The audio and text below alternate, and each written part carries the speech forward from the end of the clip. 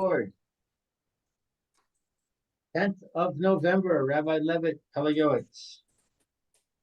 So in any case, Rabbeinu Yonah, he says that the question that Rav Papa is raising over here is only if you have a Matorgaman, who in any case is they got they're not going from one pasuk, reading from one pasuk directly to the next pasuk.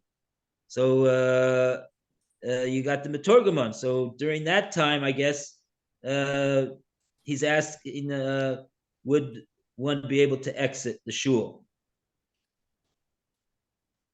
That was his question, whether it be permissible to leave at that time.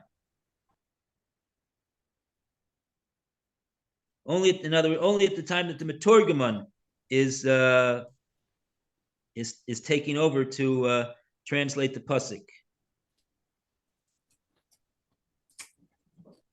Okay, that's a little bit about the about that Gemara over there. We talks about leaving the shul during Kriyas HaTorah. Okay. Would we be able to have a Turkoman today?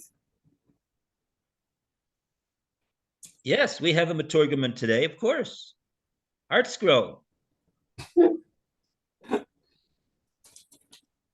Now, at that time, they didn't have art scroll, so they had to have a Matorgaman, and he would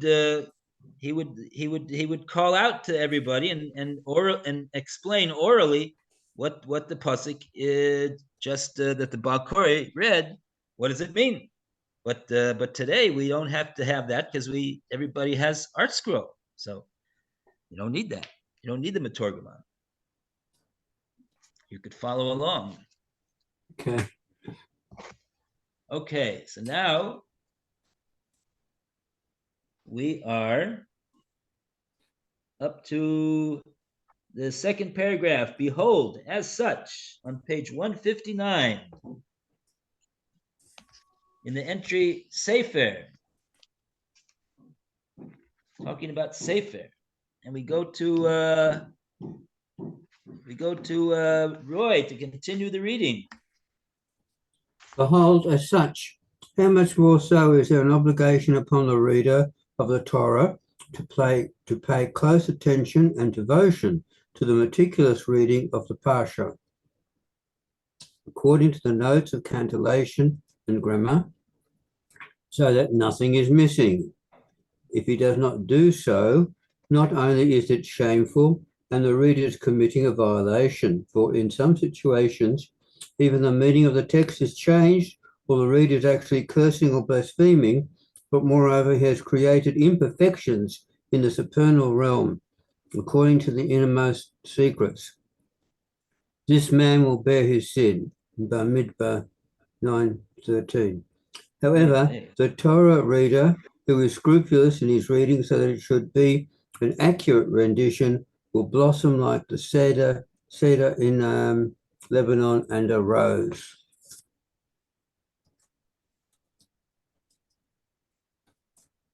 Oh, well, that's nice. He ended off on a nice note. Very good. Okay, yes. So it's very important, yes, to have a Torah reader, a Baal Koreh, or some people call him a Baal Kriya, whatever you call him, that he's scrupulous in his reading, and he reads in a way that is an accurate rendition according to all the notes of cantillation, and also, of course, the proper pronunciation of all the words. And one more thing is important, that he says the words slowly enough so that you can hear each word separately. This is also something that is important, because sometimes if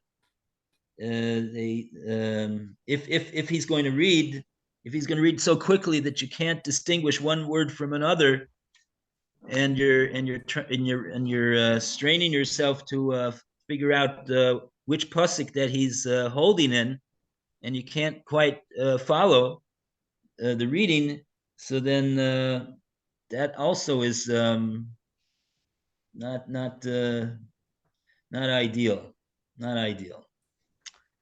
Would you have made a bracha in vain if you made the bracha nicely, properly, and the reader just went blah blah blah blah blah blah? Oh, so this is interesting what you're bringing up over here. He said over here about this that on page 158 that on the bottom paragraph, a person who receives an aliyah. This is the last paragraph. In addition, a person who receives an aliyah to the Torah, he needs to read together with the Torah reader. But of course, he shouldn't read so loud that he's going to disturb the reading. His reading is not the reading that people need to hear. But he the one who has the aliyah, it's not enough for him to simply listen to the reader read. For everybody else, that's enough for him. That's what they are obligated to do in Kriyas Torah, to listen closely to every word that the reader says. So then they got their mitzvah of Kriyas Torah, and but he has got to read along together in a hushed voice with the Torah reader, which is also many times almost impossible because they read so fast. But so this is a big issue over here as well, especially from what he says over here at the end. He says there's those that hold that if he does not do any reading on his own while he has his aliyah and he's totally silent, there's a question about his bracha. Perhaps that bracha that he made a bracha, Birkas Torah. He made the brachas for the mitzvah of coming up and learning from the Torah. If he doesn't do any learning from the Torah himself, so it's the bracha is questionable. So it's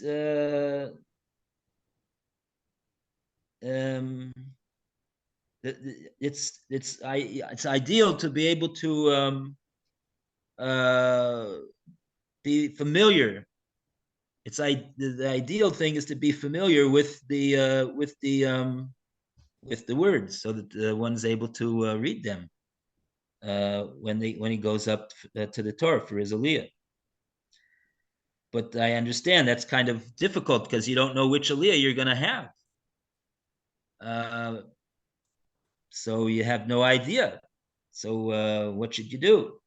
It's hard. You have to prepare the whole chumash, and you don't know whether you'll be called up altogether. So in any case, then you'll just, I guess, rely on the opinions that that as long as you listen intently to the reader read the laning, the laning, then that'll be your full. And he has intention to have you in mind, just like he has everybody else in the congregation in mind.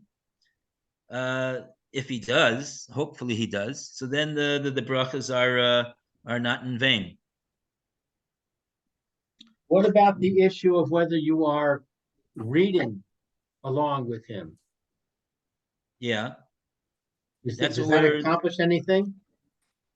Well, we just got through saying in the that no, I'm saying you're reading, you're looking at the words, and your eyes are telling you what the words say, but you're not mouthing anything.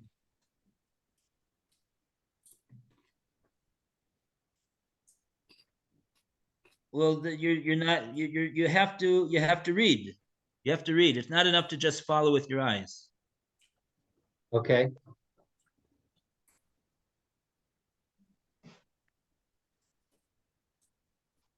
So yeah, this is So this, it's not an easy matter, but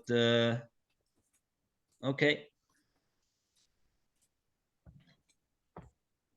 All right, but I think that yeah, that's what I would say. That just to reiterate, to not make anybody nervous about going up for an aliyah when they get an aliyah. There are opinions, I believe, that say that that as long as you are following and listening to what the chazan himself, the words that he is laying, then that's and he has you in mind. He has you in mind to be motzi you, as well as everybody else in the congregation. So then you could then your brachas are good that you're making on on your aliyah. Okay. All right.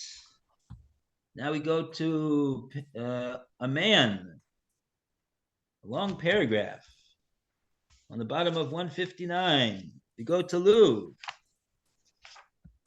Please.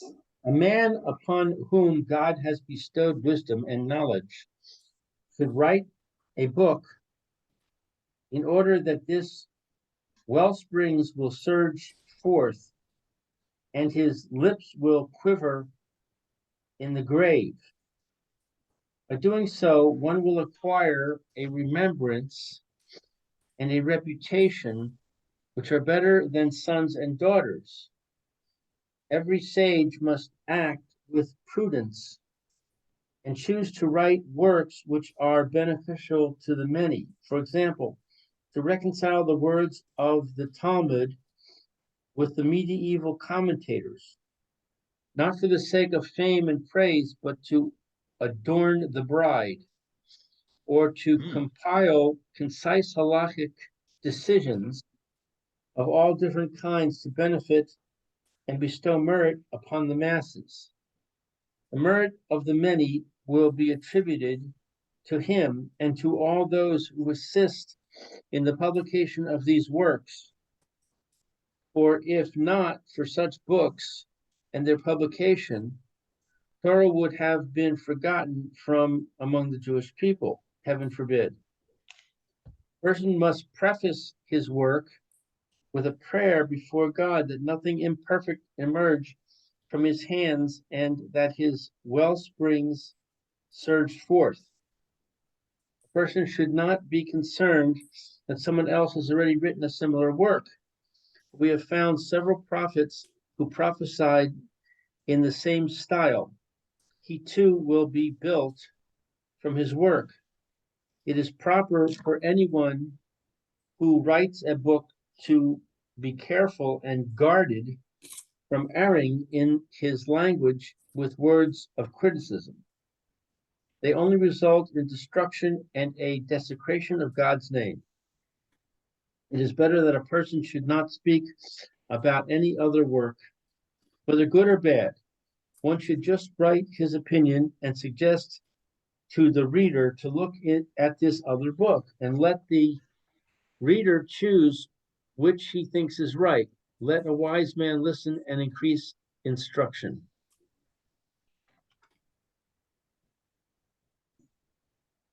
Okay. Once again, this is not the first time he's mentioned this. Pele Yoetz very, very much extols the importance of writing svarim and and particularly svarim that are beneficial to the Jewish people, that they will benefit from, that will allow them to understand better the Gemara and to understand better what the correct halacha is. These are as opposed to perhaps other types of works which he didn't mention over here. So interesting.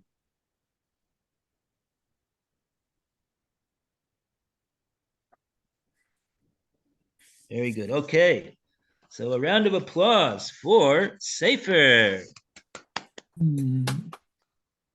Okay. Very good. And now we continue with Alan. Sanagoria. Sanagoria. They translate here as advocacy. What are the what's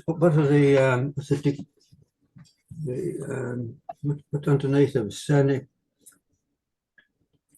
Sanagoria. Like we have in the Chazal, the Chazal say in the Gemara, in the reason why the Kohen Gadol, he doesn't go into the Kodesh HaKadoshim on Yom Kippur with vestments of gold. He goes in with white because it reminds of the golden calf. Ve'ein saneger nase kateger.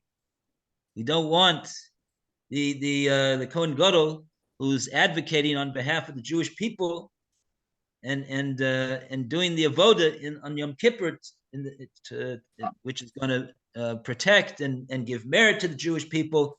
We don't want him to come in with gold because that will remind Hashem, so to speak, of the Cheta ego, which we don't want to remind Hashem of that. So that's the word saneger. Sanagoria is the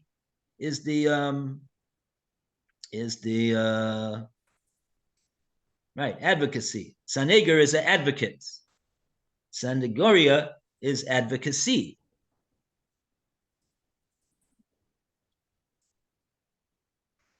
He's the one that's Malamed Schus. That's the Saneger. As opposed to the Kateger, he's the one who attacks and prosecutes and accuses. Okay, so we go to Alan to continue in the last few minutes that we have this first paragraph on page 160. It is well known. It is well known that the Holy One, blessed be He, desires that people should advocate on behalf of Jews for the community and the individual. Eliyahu Hanavi was punished speaking derisively about the Jewish people when he said in Malachim 1, I have acted very zealously for God, the Lord of hosts, because the Jewish nation has abandoned your covenant. Likewise, Yeshayahu Hanavi was punished for saying, Yeshayahu, and among an impure-lipped nation I dwell. Even greater than this, we find by Moshe Rabbeinu that he was punished for saying, and they, the Jewish people, will not believe me. Gideon merited to save the Jewish people, because he advocated on their behalf, as written in Shoftim, go with the strength of yours and save Israel. The reason is that everything that a man speaks makes an impression and awakens the host of heaven. If one speaks derogatorily, he awakens the prosecuting angels, but if one speaks in a positive manner, he awakens the angels of advocacy, and man's words bear fruit. Wow. Very good. Positive speech.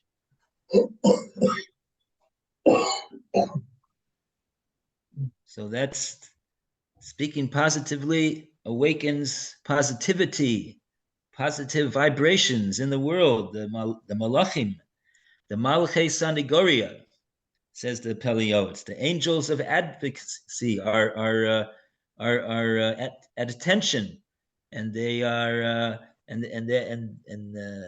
so they do their job, which is advocacy to speak the merits of the Jewish people. So someone who speaks the merits of the Jewish people, he causes the angels to also he awakens their speech as well, and then the opposite for someone who speaks not in a positive way about the Jewish people, chas v'shalom.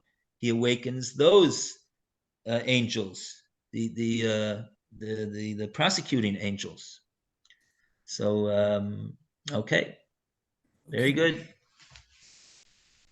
And we see over here, he mentioned the famous examples of the Nevi'im that were reprimanded and even punished when they said and all that they were doing was they weren't just ranking out the Jewish people. They had their reasons for saying what they were saying, of course, but nevertheless, it was deemed to be improper. Okay, so there we have it. We finished on a positive note. Very Baruch good. Hashem. And now we will say goodbye to Meir and send him away with all the brachas. Amen. Thank you so much. A good day to Meir.